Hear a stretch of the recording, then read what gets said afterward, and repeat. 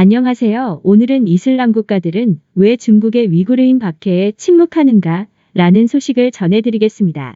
중국의 인권 침해에 대해 세계가 목소리를 내지 않는 가장 큰 요인이 경제적 이익에 있는 것은 이제 명백합니다.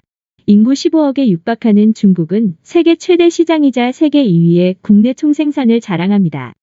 이와 함께 중국은 200만 명 이상의 현역 병력을 가진 막강한 군사력과 유엔 안전보장이사회의 거부권을 갖게 됨으로써 세계에 영향을 미치고 있습니다.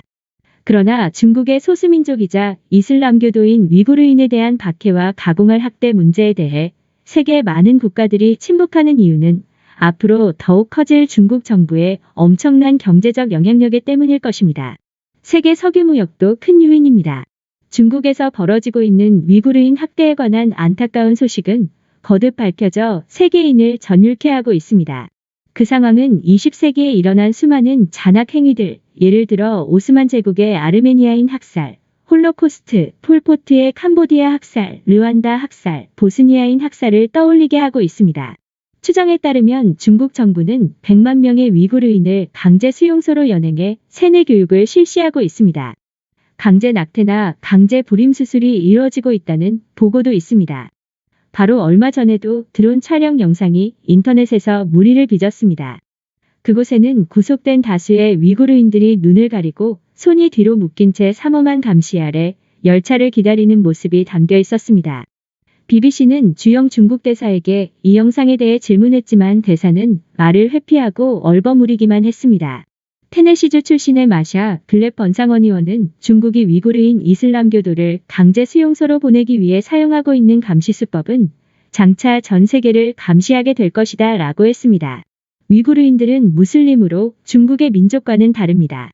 미국과 유럽 대부분이 침묵을 지키더라도 적어도 이슬람교도가 많은 국가 중에 위구르인에 대한 잔혹행위에 항의하는 나라가 있어야 하지만 불행히도 지금까지는 없습니다. 사우디아라비아는 이슬람 세계의 종교적 중심이며 이슬람교도 나라 중에서는 인도네시아에 이어 제2위의 경제력을 가지고 있지만 이 나라와 주변 동맹국들은 중국을 비판하지 않습니다. 이유는 간단합니다. 중국은 석유무역의 우수 고객이기 때문입니다. 실제로 2019년 2월 사우디아라비아의 무함마드 빈 살만 왕세자가 소수파 이슬람교도를 다수 투옥하고 있는 중국을 옹호한 적도 있습니다. 비열한 잔악 행위의 증거가 있는데도 사우디아라비아가 중국을 지지하는 것은 많은 미국인과 미국 기업이 그러는 것과 똑같은 이유 때문입니다. 실제로 사우디아라비아만큼 중국에 의존하는 나라는 거의 없으며 이런 경향은 최근 더욱 두드러지고 있습니다. 2019년 사우디아라비아에서 수출된 원유의 24%가 중국이 목적지였습니다. 사우디 공유석유회사 아람코는 중국의 원유 판매를 통해 약 400억 달러의 매출을 올렸습니다. 이것만으로도 아람코의 2019년 총 매출의 12%를 차지하는데 여기에 중국에 판매된 석유 제품과 석유화학 관련 중국 기업과의 합작사업 매출이 더해집니다. 단적으로 아람코 매출에서 중국의 비중은 매우 높습니다. 아람코는 또 사우디아라비아 국가 예산의 60%를 책임지고 있습니다.